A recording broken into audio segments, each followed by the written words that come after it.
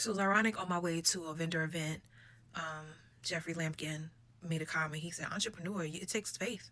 Because some moments you're just like, God, did I miss you on something? But I truly believe that is not God's purpose for us to grind. I tried to get me another job, and it was just like things weren't lining up. And God's like, "What are you doing? I didn't tell you to do that." So, and I know with me moving out the classroom, I know I heard God. So I'm like, you got me out here, so you gonna have to do what you gonna have to do, and I know what you're gonna do. So let's do it, Jesus. Yeah, that's how I talk to him sometimes. But what I wanted to say here also is being an entrepreneur. If you call yourself a Christian, but some people say a kingdompreneur, you have to really hear God on things, because not everything that is a good opportunity is good for you. It may sound good, but it may not be worth it. I'm thinking about two events I did last year. The vending fee for one was like $25. And granted, I made my money back because someone I remember the first t shirt. She bought, I think, all three of the books. I can't remember. And then I remember one author, we bartered books. Like she took one of my books and I took one of hers. And then the other guy, I think we bartered books. But what bothered me about the event is I don't think it was well advertised. And it was a way, I think, for that person to make money off the event, because everyone who was there had to pay $25.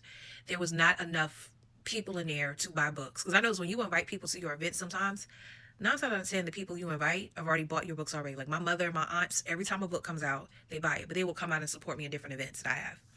Then I had another event.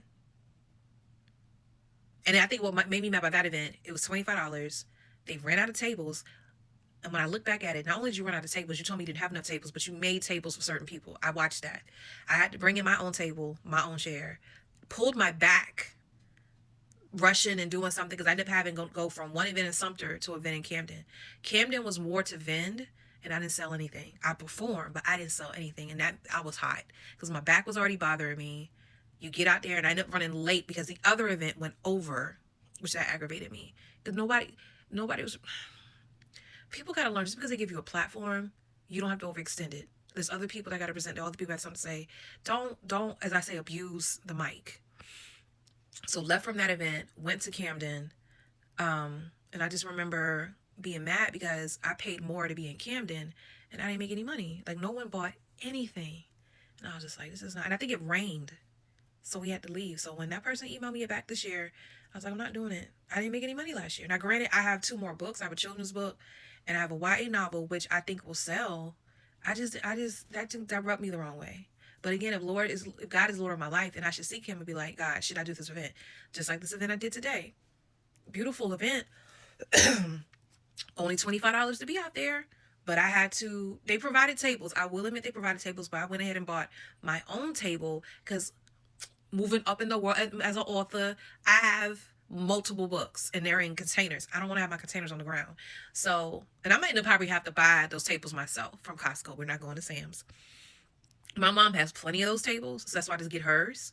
So I had one of her tables. I set up my books behind me, even to the point when I'm getting like the bags and stuff, all that stuff is behind me. It's easier versus just having all the different bins around you. Having them up on a table makes it easier. So they gave us a table. I brought my own chair. They eventually bought chairs, but I already had my own chair. Had to set up a tent. Y'all, those tents are not user friendly at all. Why are they so hard to set up? Like, I am truly blessed, but every time I have to use that crazy tent, somebody's there to help me in Jesus' name every single time. And that's a blessing because I could not put that tent up by myself. To me, it should be something I should be able to crank it by myself and put it up. I digress. So it was $25 to be there. My goal was to sell 5 books. I think I might have sold one, two, three. I sold 4. So I was one short. I sold 4 because the young lady, what was so cute, she came over and she was like, tell me, she didn't know whether to ask me. If her mom said, why don't you ask her about the book? And I said, yeah, I'll tell you about the book. So when I started talking about it, the mom was like, yeah, we'll get one, which a lot of people will look at books, but to get them to buy it, I'm not saying I'm not in the right market. I believe I am. But it's like, it trips me out how people will pay so much money for funnel cake, but a book that will enrich your child's mind, I'm good. So, and then another young lady who we had a good long conversation, and she really talked to me about books. And you never know how that's going to go. This is going to be a 3-part, 4-part video. But And you really don't know how conversations like go, because people will have a good long conversation with you and don't have no intention of emailing you, contacting you, buying a book, nothing. They just want to have a good conversation. And I was sharing with somebody else, a fellow, I think we were table mates at a festival. I said, I need God to help me with that, because I really don't want to talk to you if you just want to talk, not realizing that talking builds connection and it builds relationship, and you never know how you can help somebody and minister to someone. God has to give me patience in that area, and Lord knows I do it, but deep down inside, I'm just like, are you gonna buy something? Are you gonna buy something? But I don't. You wouldn't know it. You wouldn't know it. And God is helping me with that, because He just checked me just now when I was saying that, y'all, is building connection relationship. But I digress. So then another young lady who actually told me about the event, her kids go to the school. She bought a book. So I didn't meet my goal. My goal was to sell 5 books, but then I turned around and I bought something to eat. It's this place called Maine Eats, their food truck. That was some good eating. Okay. So it's like I have to be mindful. And I remember sharing that before with y'all. When you're vending, be careful you don't spend what you vend. Like whatever money you made from the vending, are you spending it on other stuff out there? And you don't have to.